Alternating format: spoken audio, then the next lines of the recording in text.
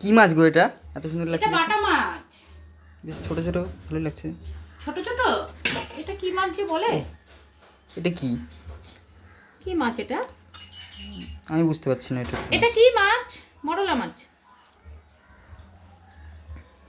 আলু বেগুন দিয়ে ডাটা দিয়ে ধনে পাতা দিয়ে চচ্চড়ি খুব ভালো হয়। এটা বাটা মাছ। উমা, মাছের তেলটা খুব সুন্দর, দেখ দেখিস মাছের তেলটা। কবে রান্না করবে এটা? এটা আজকেই করবো। খুব সুন্দর। দেখো অনেক রকম বাজার আসছে আমাদের বাড়ি। মাছ আসছে, বাটা মাছ, ছোট মাছ, মাছের তেল। সবাই চলে আসো, একসঙ্গে রান্না বান্না করে খাওয়া দাওয়া করি। আসো।